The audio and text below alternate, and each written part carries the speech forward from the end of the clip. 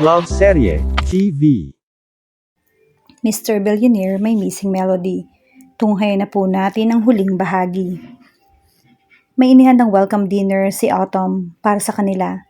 Ayaw sana bumaba ni Maria at magdahilan na lamang na masakit ang ulo dahil sa jet lag. Ngunit ayaw niyang masabihin ng snob at hindi marunong makisama. Si Jess lang ang problema niya. Hindi niya kailangang idamay ang iba. Ang mag-asawang Chance at Autumn at si Bri na nakita niya sa loob ng function room nang pumasok sila ni Amber. Kilala niya ang mga ito sa mga larawang kasama si Jess. Agad niyang napansing wala ang huli. Welcome, I am Chance. Pleasure meeting you beautiful ladies. Nakangiting pagpapakilala ni Chance at iniabot ang bouquet ng red tulips sa kanya. Sabi ni Miss Amber, "Tulips are your favorite, Miss Kahama." Agad niyang naalala mga tulips na binigay ni Jess sa kanya. Napalunok siya para pigilan ang sariling bumunghalit ng iyak. Heto na naman siya sa mga alaala na nakalipas. Kung alam ko lang na isa sa napakagandang dilag pala ang sikat na si Juliana Kohama, sana'y hindi na lang muna ako noon nag-aral ng piano kay Teacher Sylvia. Can I have private lessons on the piano from you, Miss Kohama? Galing iyon kay Brian na kinuha ang kanyang isang kamay and kissed the back of her hand like a true gentleman. Stop the flirting, Bri. Miss Kohama is already taken. Napalingon silang lahat kay Jess na siyang nagsalita at kapapasok lang. Sa braso nito ay nakakapit ang isang magandang babae. Hindi na halos nagrehistro sa isip ni Maria ang sinabi nito dahil nasa babaeng kasama nito ang kanyang atensyon. God, don't let me cry. Lihim niyang dasal. Ang sakit ng lalamunan niya sa pagpapigil na maiyak. Ano ba itong ginagawa niya? Masokista ba siya at gusto niya masaktan pang lalo? Tumuwid ng tayo si Bri at tinaas ang kamay niyang hawak pa rin ito. And how did you know that? I don't see any ring on Miss Kahama's fingers, Jess. And besides, kahit nga mga mag-asawa na ay kaya pang agawin. Sagot nito sa kaibigan at nakangiting bumaling sa kanya. No offense meant, Miss Kahama. Pinilit niyang umiti. Just call me Maria. That's my real name. Lovely. Kasing ganda ng may-ari. Muling papuri ni Bri. You are late, sabi naman ni Chance kay Jess. Nagkibit lang ng balikat ang huli. You know, Savannah, pagpapakilala dito ng kanyang kasama at inisa-isang banggitin ng mga kaibigan, and our honored guest, Miss Juliana Kahama and her manager Amber Summers. Napahatching si Savannah na makalapit sa kanya. Sorry, allergic ako sa tulips. Paghingi nito ng paumanhin na muling napabahing. Oh, sorry. Ani ang nagpalinga-linga kung saan ilalagay ang hawak ng mga bulaklak. Let me take care of that. Ani Jess at kinuha ang mga bulaklak sa kanya. Dahilan iyon upang mahawakan nito ang kanyang mga kamay. Napasinghap ang dalaga nang maramdaman ang tila kuryenteng nanulay sa kanyang mga braso. Naramdaman din marahil iyon ni Jess dahil napatingin ito sa kanyang mga mata at sa isang makapagpigil hiningang sandali ay inakala niyang hahalikan siya nito. Which, bulong nito na siya lamang ang nakarinig. Mabilis itong tumalikod at tinawag ang isang waiter na agad inabot ang mga bulaklak. Ang sakit na kanyang nararamdaman ay nahaluan ng pagtataka at pagkalito. Bakit ba ito galit na galit sa kanya? Nag-anunsyo si Autumn na handa ng hapunan. Iginiya siya ni Bri patungo sa mesa. Hindi alam ni Maria kung paano niyang na-plaster ang ngiti sa kanyang mga labi. Ang galing niyang artista. Kayang-kaya pala niyang magpanggap na masaya kahit sa kaibuturan ng kanyang puso ay halos mamatay na siya. At parang dagdag pa ang kanyang paghihirap ay napaupo siya sa harap ni na Jess at Savannah. Paborito mo palang lahat ito, Miss Kahama. Try the lasagna. There's nothing like it anywhere in the world, sabi ni Jess. Napabaling si Bri sa kaibigan. Paano mo nalaman paborito lahat to ni Miss Maria? Well, hindi nalaman ni Jess kung paano magpapaliwanag. Nagkatinginan tuloy sina Chance at Bri. Yup, kasing sarap ng luto ng mama mo. Sang-ayon naman ni Amber. Kung sa ibang pagkakataon ay baka na-appreciate ni Maria ang sarap ng kanyang pagkain nakahanda. Pero sa ngayon, ay tila napasobra sa asin ang lahat ng mga yon. Lahat ay may kasamang pait sa kanyang lalamunan. Maaaring pait iyon ng luhang kanina pa niya pinipigilang umalpas. Buti na lang at halos immonopolize ni Brian buong usapan. Hindi na niya halos napansing patapos na silang maghapunan. Maria, I heard Buena Vista Guimaras ang province ng father mo. Tanong ni Bri. Ang lola ni Jess ay may mango orchard sa Guimaras. Kilala mo ba si Doña Amalia Roman? Bigla siya nag-angat ng tingin at hustong napatingin din sa kanya si Jess. Nagtama ang kanilang mga mata. Agad niyang ibinaling iyon kay Bri at matamis ng umiti. Sino naman ang hindi makakakilala sa angkan ng mga romansa Guimaras? Pero 10 taon nang nakauwi ako doon. I'm sure hindi na ako naaalala ng dati kong kakilala doon. You must have been special memories of the place, wika ni Jess. Nahigit niya ang paghinga. Hindi niya inaasahang sasabat ito sa usapan. Sumulyap siya rito. Yes, mahina niyang sabi at muling ibinalik ang pansin sa pagkain. Hindi niya kayang tumingin sa nobyo na hindi nakakaramdam ng sakit. Jess used to say that she had expressive eyes. Ayaw niyang makita nito ang kanyang nararamdaman. Bakit hindi ka na bumalik doon? Guimaras is such a wonderful place. Nung nasa college pa kami at hindi pa masyadong abala sa trabaho, we used to go there and spend some time at Paradiso. Saad ni Chance. Bakit pa mag-aaksaya ng panahon si Miss Maria sa isang gatuldok na isla sa mapa gayong she had been around the world? Guimaras would be pale in comparison sa mga lugar na napuntahan na niya. And besides, wala naman siguro siyang naghihintay na special someone doon para magbalik pa, sagot ni Jess. Muling napatingin dito ang dalaga. Actually, it was the other way around. Ako ang hindi na binalikan. The place gives me sad and painful memories na ayaw ko nang balikan. Namagitan ng mahabang katahimikan. I'm sorry but jet lag starting to give me headache. Thank you for the wonderful dinner. Maya-maya ay sabi niya. Pero hindi mo pa halos nababawasan yung dinner mo. The food is great and thank you so much for the warm accommodation. Pagod lang talaga siguro ako sa biyahe. Wika niya at tumayo. Bahagya lang siyang nilingon ni Chance nang lumapit sa kanyang kinauupuan at nagsali ng brandy sa baso. Ano yung kanina, Jess? Tanong ng kaibigan. Bakit? Gante niya at tinungga ang inumin. Si Julia nakilala mo sa Guimaras, hindi ba? It was more of a statement than a question. What happened to the proposal? Napabuntong hininga si Jess at marahang napailing. Ayoko ng pag-usapan. Para lang kina Julia at Amber ang dinner. Why bring Savannah over? Gusto mong pasakitan si Julia. I didn't know you could be that childish, Jess. Natumba ang upuan sa biglaan niyang pagtayo. Damn it, Chance. Wala kang karapatang husgahan ako. Wala kang alam sa mga nangyari. Padabog na wika niya. Kaya nga ako nagtatanong. Muling tumungga ng inumin si Jess at nagkwento. So tell me, sino sa amin ang unfair? Tanong niya sa kaibigan nang maipagtapat ang lahat. God, I was ready to offer her the world. I almost gave her my everything, only to find out what a two-faced liar she is. And she must have laughed behind my back kung paano ako nagpakatanga sa kanya. Pero hindi na mangyayari ulit yon. Hindi na ulit ako maluloko. I gave her my heart and she just tore it apart. Damn her. Ani ang binato ang baso sa dingding. Nabasag iyon at nagkapira-piraso. Tila nawalan lakas na napaupo siya muli at sinapo ang palad ng ulo. Mahal ko siya bro at mahal ko pa rin hanggang ngayon. Gusto ko na siyang kalimutan. Paulit-ulit niyang litanya habang nakamasid ang kaibigang hindi malaman kung ano ang sasabihin o gagawin.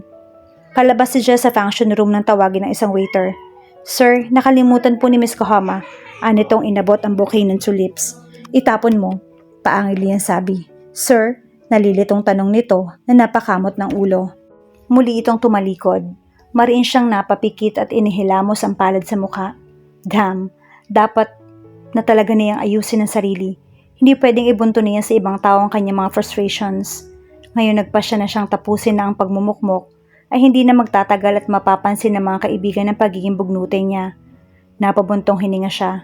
Tinawag niya ang waiter. Akin na yan. Iniabot nito ang bouquet. Gamit ang ipinahiram na keycard ni Chance ay binuksan nito ang penthouse. Patay na ang mga ilaw. Marahil ay tulog na sina Amber at Maria. Ipinatong niya ang bouquet sa ibabaw ng center table na magbago ang kanyang isip. Muli niya itong dinampot at tinungo ang silid na kinaroroonan ni Maria. He tried the knob. Hindi iyon nakalak. Maingat niyang binuksan ang pinto. Nakabukas ang maliit na headlamp. Tulog na nga si Maria. Marahan siyang lumapit sa tabi ng kama at ipinatong ang mga bulaklak sa side table. Matagal niyang pinagmasdan ang dalaga. Ngayon lang niya ito nakitang natutulog. Kahit sa pagtulog, she looks so prime and proper. Hindi nagugulo ang higaan nito. Hindi kagaya ng parang dinaanan ng bagyo palagi, kung saan nakakarating ang unan at kumot. Para siyang katulad din ng buhay niya sa ngayon, magulo at tila binagyo.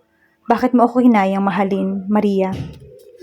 Why do you hurt me this much? Anong meron sa fiancé mo na wala sa akin? Sabi mo noon maghahanap ka ng milyonaryo para maging boyfriend. Milyonaryo na ako. Pwede bang ako na lang yung piliin mo? Kaya bang bilhin ng milyon ko ang pag-ibig mo? Kahit sa huling pagkakataon ay gusto niya sanang ikulong ito sa kanyang mga bisig at muli itong mahagkan. Kung kaya lang bayaran ng pera ang mga kahilingang iyon sa kanyang puso. Kahit siguro mamulubi siya maging kanya lang ang babaeng ito ay magiging masaya na siya. I love you so much, Maria. Wika na lamang ni Jess bago nagpakawala ng isang mabigat na buntong hininga at muling tinungo ang pinto. I would like to thank you for all for coming here tonight. Ani Maria at hinayin ng tingin ang buong PICC auditorium. Maraming salamat din kay Mrs. Autumn Gonzales for letting me give life to her music. Pumalakpak ang mga manonood. Gusto ko rin gamitin ang pagkakataong ito para ipaalam sa inyo na ito na ang huling pagtatanghal ko sa entablado. There was a collective murmur among the audience. Muli niyang pinagala ang paningin at itinigil ng makitang hinahanap. Hindi niya alam kung tama ba ang kanyang gagawin, pero dapat niyang bigyan ng tuldok ang kanilang kwento. Kung hindi yun manggagaling kay Jess, ay siya na ang gagawa. You see, I fear goodbyes. Ano yan tinitigan si Jess na nagkakasalubong na ang kilay. I met someone once. Isang araw kinailangan na niyang umalis. Nangako siyang babalik pero hindi ko alam kung bakit hindi niya natupad ang kanyang pangako. Sana ay hindi kayo kagaya niyang madaming nakalimot at napakadaling makalimot. Nakita niyang tumayo ang binata. Before I give my final piece, let me thank someone na hindi ako minsan man iniwan. Lino, my stepbrother. Tumayo si Lino. I know Clara loved that ring. Good luck to both of you. And I love you. Tumango ito. For my final song, here is my own personal composition entitled Jess. I hope he remembers. And good night everyone. Aniya at humarap sa piano. Padabog na tumayo si Jess. How dare you, Maria? Imply na parang siya pa ang may kasalanan sa kanilang paghihiwalay. Kung bahagi pa ito ng laro nito ay ayaw niya nang sumali. Pagod na siya. Pagkatapos ng gabing ito ay sisiguruhin niyang kakalimutan niya na ang babae. Sa ngayon ang gusto lang niya ay makalayo rito. Malapit na siya sa pinto ng auditorium nang marinig ang pagpapasalamat ni Maria sa stepbrother nito. Hindi niya napigilan ng mapalingon. Tila siya natuka ng ahas ng mamukhaan ang lalaki. Iyon ang lalaking nakita niya nagbigay kay Maria ng engagement ring. I know Clara loved that ring. Mali ba siya ng inakala? Was the ring meant for someone named Clara? For my final piece, here is my own personal composition entitled Jess. Tila sinuntok sa dibdib ang binata. Napako siya sa kinatatayuan nang pumailan lang ang simula ng musika. Iyon ang tinugtog ni Maria sa huling araw na nagkasama sila sa Gimaras. Gusto niyang maiyak sa magkahalong tuwa at pagsisisi. Nagkamali siya at hindi niya alam kung paano yun itatama. Nag-standing ovation ng audience nang matapos si Maria ang tugtugin. Nakalabas na ang mga manonood ay nakatayo pa rin siya sa gitna ng aisle. Lumapit ang kanyang mga kaibigan. Damn it, Jess.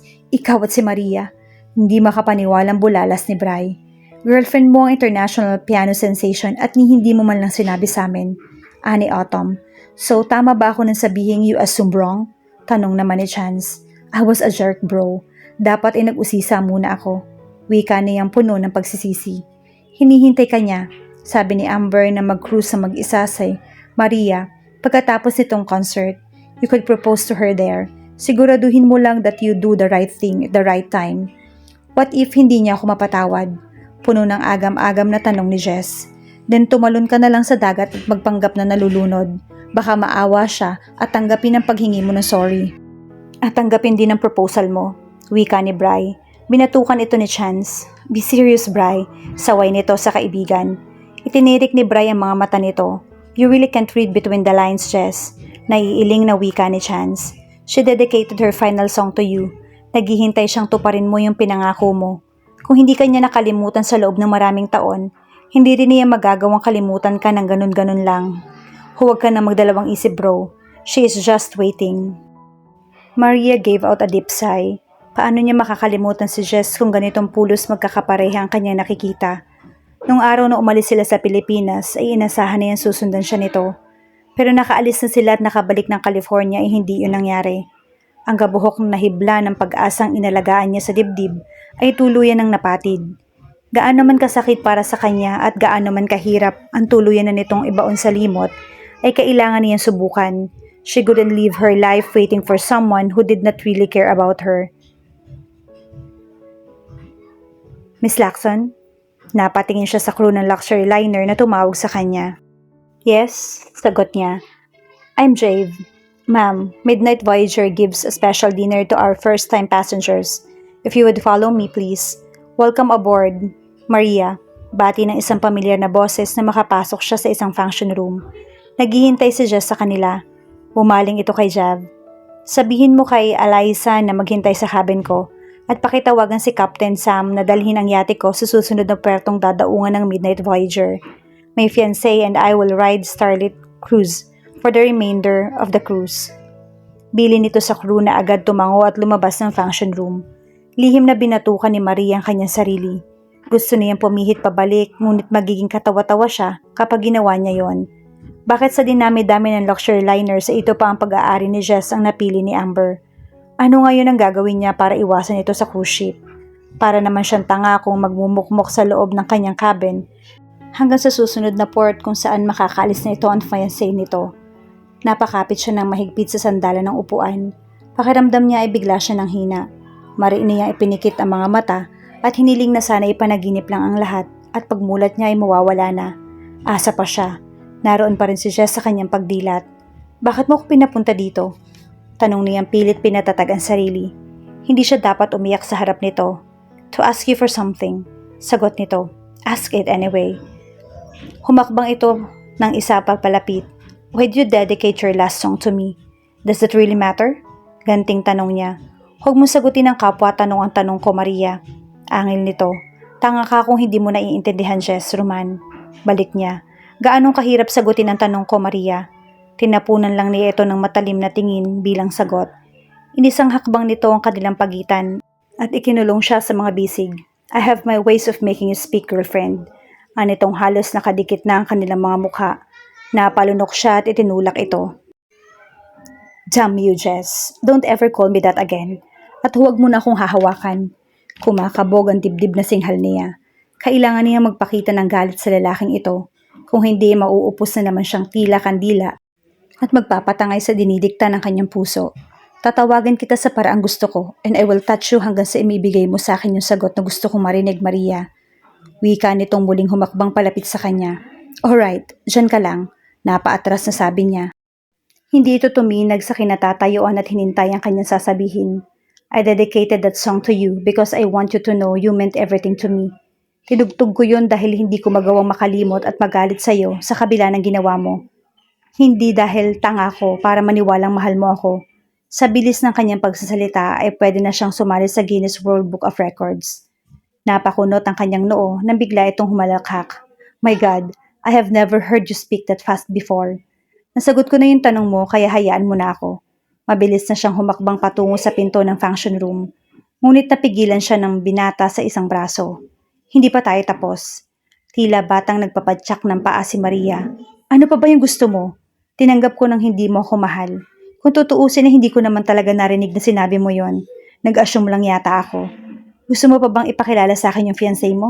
Fine, tawagin mo na siya. Nagtaas ng kilay si Jess. Eliza ko, napahalakhak ulit nitong wika. Pagtawanan pa siya ulit ng lalaking to ay kakalmutin na talaga niya ito sa mukha. O diba, nandun siya ngayon naghihintay sa cabin mo. Pamangkin ko si Eliza. Nakangiting paliwanag nito. Lalo siyang naguluhan.